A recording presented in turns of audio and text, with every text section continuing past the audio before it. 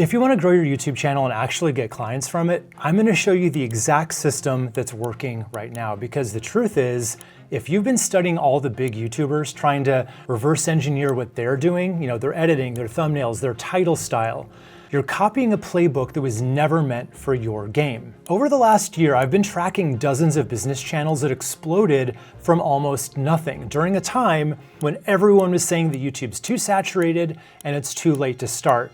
But after closely analyzing what they all did, the pattern I discovered couldn't have been any clearer. Every single one of them followed the same three-part formula that was hiding in plain sight. I call this the D.N.A method because it's all about what makes you, you. D.N.A stands for direction, nuance, and attention. So let's break each piece down, starting with the one that matters most. Before you think about thumbnails, before you think about your camera setup, before you even think about what your next video should be about, you need to make a conscious, strategic decision about exactly who your channel serves. And I don't mean some vague idea like, small business owners or people who want to get healthier. I mean a really specific person with a specific problem. And here's what makes this really powerful for someone running a business.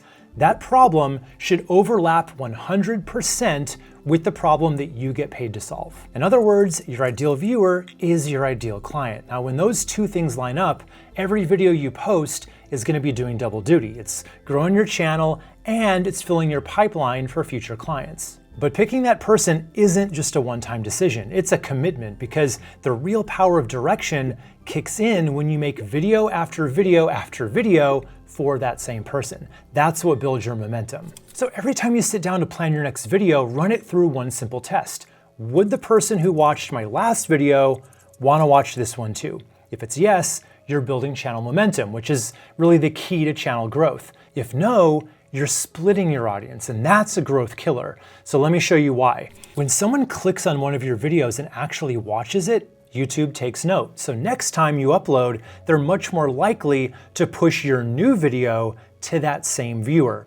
And when they watch that one too, YouTube's gonna push your next video to an even bigger group of similar people. It's a snowball. Each video feeds the next, and your reach compounds over time. But that snowball can only roll if the same type of person keeps showing up. The moment you start bouncing between unrelated topics, one week it's about productivity, the next it's about nutrition, the next it's about something about business, YouTube gets confused about who you're actually for. And when the platform's confused, it stops pushing your stuff. The snowball just stalls out. I watched this whole thing play out with a creator and coach named Meadow DeVore. I was in a YouTube mastermind with her a little while back, so I got to see this happen in real time. But Meadow was making really solid self-improvement content, videos on self-worth, how to set boundaries, bouncing back after a heartbreak.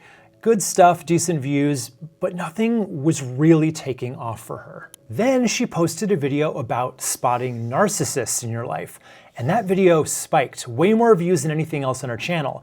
And at first, she kind of just thought, this is a fluke, it was a nice little spike in her action, but then she just went back to her usual mix. But every time that she ended up circling back to narcissism-related content, those videos crushed everything else. And eventually she took the hint and she committed. She made every single video from then on about identifying and handling narcissists. And just because of that one shift, she went from under 1,000 views per video to getting, tens or even hundreds of thousands, some of them even crossing over 1 million views. And she's grown to over 110,000 subscribers. Same creator, same skills, same camera, she just finally locked in her direction and stayed really consistent with it. So every video she makes is just really interesting to the people who have watched her last 10 to 20 videos. And that's the thing, Meadow didn't just get better at YouTube, she got more specific about who she was talking to. It's about choosing your person and their problem and just sticking with it so that YouTube can do its job and turn your little snowball into an avalanche. And if you really want to get this right, I have a free masterclass where I show you exactly how to get unlimited clients through YouTube. Thousands of other knowledge businesses have already been through it, and I'm going to leave the link to it in the description below. Okay, so now your direction is set. You know who you're talking to and what problem you're solving, but there are probably at least 10 other channels covering the same topic. So you need something that makes people choose your video over theirs. That something is your nuance, and it's way simpler than most people think. You know, there are 3 ways to add your own flavor to your videos, and you don't have to pick just one. The first is the authentic edge. Now, when people think that they need to bring their personality to their videos, they immediately picture someone who's, you know, big and loud, high energy, like a morning talk show host or something. So they either try to force that and they come across as completely fake, or they just think that's too much to do and it's good enough to just show up and never put any effort at all into how they're coming across. And both are big mistakes. Some of the fastest growing channels right now are run by people who are calm and measured, even understated. And they connect really well with their audience because viewers can tell that they're just being real. That's the authentic edge, not performance, just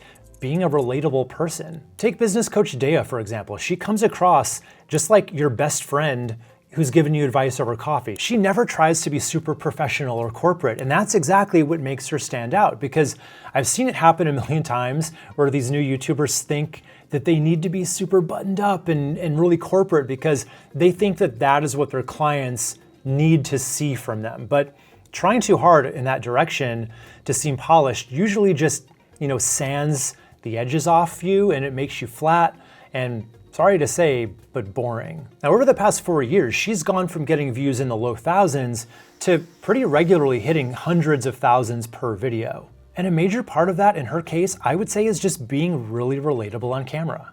The second way to stand out is the expert edge. So this is where your credibility does a lot of your heavy lifting for you. So Daniel Priestley is a perfect example of this. He's been a business coach for years, and he's written best-selling books, and he's just got a really strong track record of real results that he can point to in his videos. So when he talks, it doesn't feel like just opinions. It feels like lived experience. He's only been making long-form YouTube videos for about 5 months, and his videos are already pulling in anywhere from 30,000 to over 300,000 views each. So if you've been doing what you do for a while, if you've got the case studies, client wins, those years of hard-earned knowledge, that is a massive advantage on YouTube. You don't need to be entertaining, you just need to let your depth show. And the third way is the visual edge, you know, standing out through cool editing, beautiful B-roll footage, graphics, and just an overall amazing production style. So there's a creator named Callaway who absolutely blew up this past year. And he does put out great information, but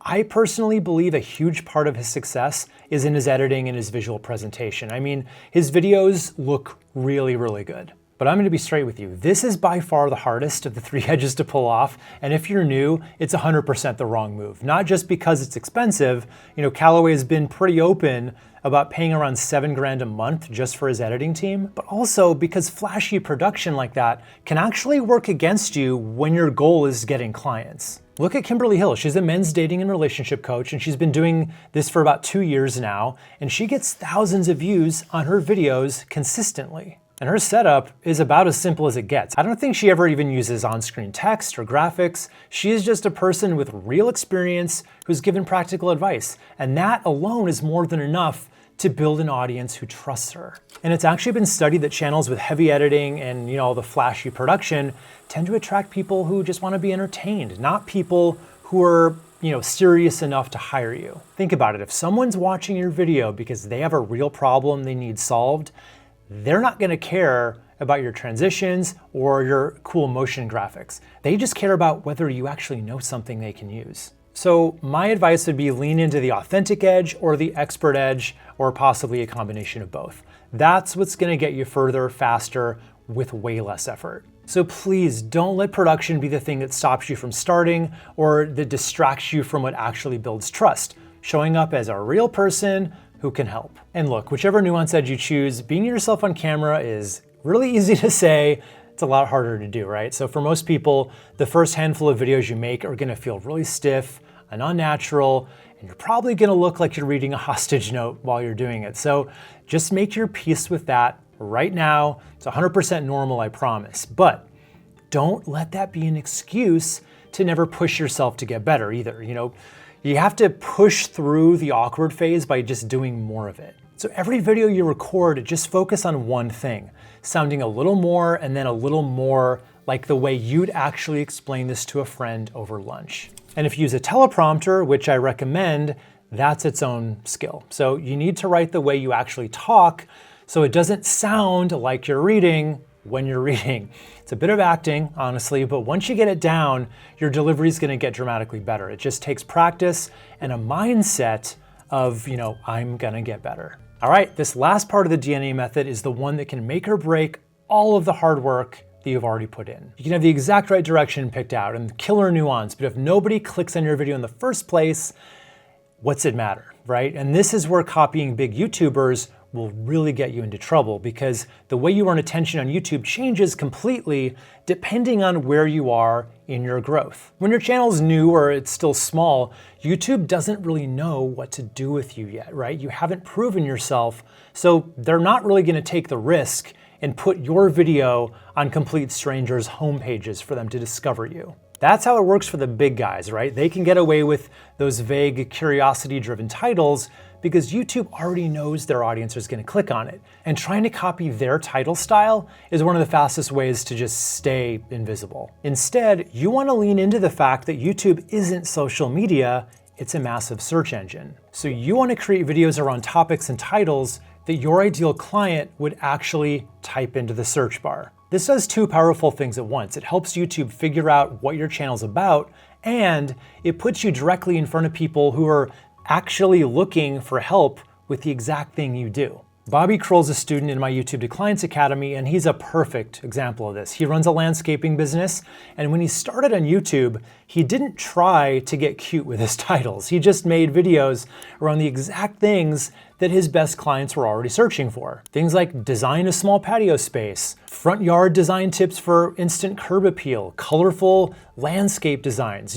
Nothing clever or mysterious, just clear, specific titles that answered real questions. So the right people found him, watched him, trusted him, and eventually hired him. And no, his channel isn't massive with subscribers, but that's not the point.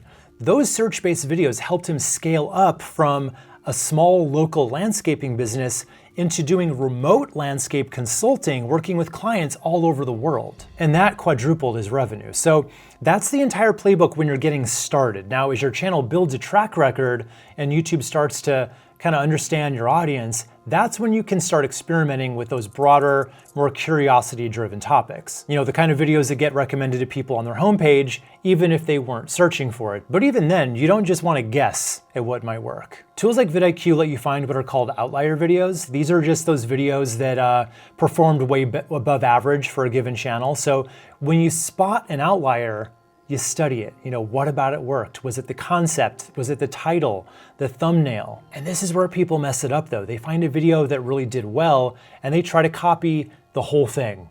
Same angle, same title structure, same thumbnail layout.